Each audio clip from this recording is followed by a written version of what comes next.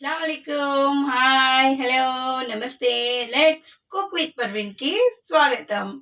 మనం ఈరోజు healthy and nutritious beetroot శనగపిండితోని దోశ ప్రిపేర్ చేసుకుందాం. దానికి కావాల్సిన ఇంగ్రీడియంట్స్, తయారు చేసే విధానం చూసేద్దాం రండి. ఉప్మా రవ్వ 1/4 కప్, 1/2 టీ స్పూన్ జీలకర్ర, 2 పచ్చిమిరపకాయలు, 6-7 వెల్లుల్లి రెబ్బలు, కుప్పెడు కొత్తిమీర. వీటన్నిటిని కొన్ని వాటర్ యాడ్ చేసి ఇదిగో ఇలా మెత్తగా గ్రైండ్ చేసుకోండి. ఈ బ్యాటర్ని పక్కన పెట్టేసేయండి.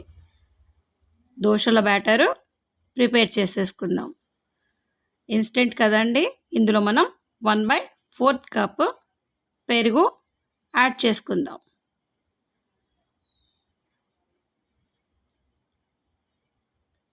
విస్కర్తో క్రీమీలాగా పెరుగుని ఇదిగో ఇలా అనేసేయండి. 1/2 టీ స్పూన్ ఉప్పు, 1/4 టీ స్పూన్ బేకింగ్ సోడా. ఇలా కలుపుకున్నాక ఇందాక మనం రెడీ చేసి పెట్టుకున్న ఉప్మా రవ్వ, పచ్చిమిర్చి, ఆ బ్యాటర్ని ఇందులో యాడ్ చేసుకుందాం. ఇదిగో ఇలా కలిపేసేయండి. నురుగులాగా వచ్చింది కదా. శనగపిండి 1.5 కప్ నేను ఇక్కడ యాడ్ చేస్తున్నాను. ఫస్ట్ అయితే 1 కప్పు యాడ్ చేస్తున్నానండి. ఇలా కలిసాక ఇలా ఇందులో మిగిలిన 1/2 కప్ కూడా యాడ్ చేసేసాను.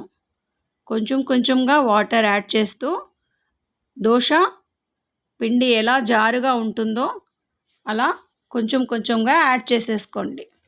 అలా యాడ్ చేసుకున్నాక కాస్త థిక్గానే ఉండనివ్వండి.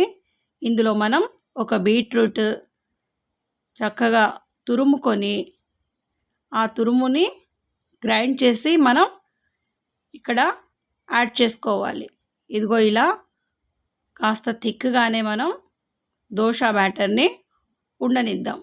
ఇప్పుడు మనం బీట్రూట్, నేనైతే ఒక మీడియం సైజ్ బీట్రూట్ తురిమి ఇదిగో ఇలా గ్రైండ్ చేసి యాడ్ చేస్తున్నాను.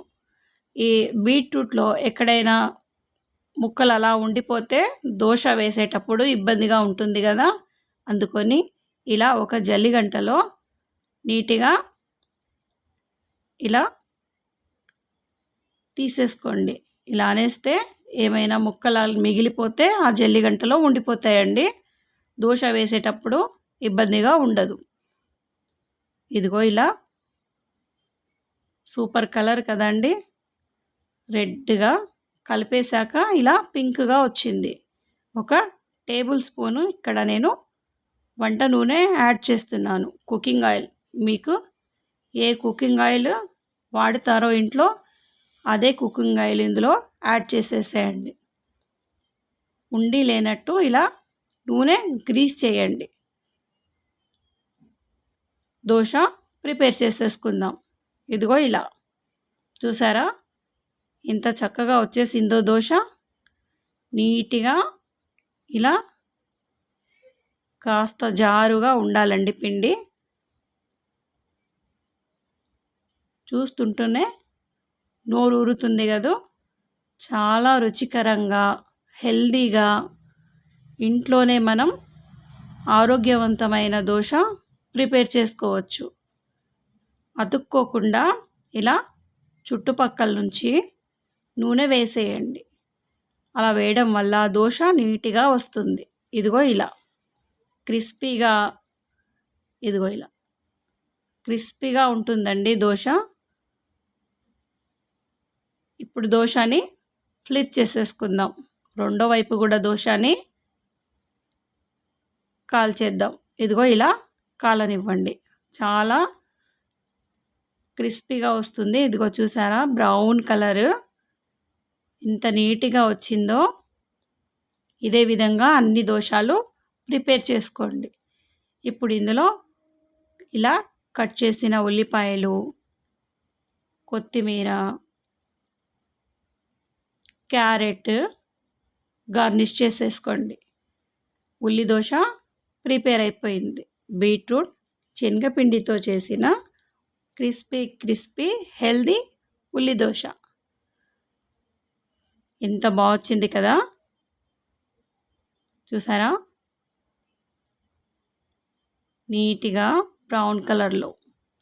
నేను చేసిన ఈ శనగపిండి బీట్రూట్ ఉల్లి దోశ రెసిపీ కనుక మీకు నచ్చినట్టయితే like, share, comment, subscribe, hit the bell icon. కొత్తవారైతే మర్చిపోకుండా నా ఛానల్ సబ్స్క్రైబ్ చేయండి, బెల్ ఐకాన్ హిట్ చేయండి. నేను వీడియో అప్లోడ్ చేయగానే మీకు నోటిఫికేషన్ వచ్చేస్తుంది. Thank you for watching.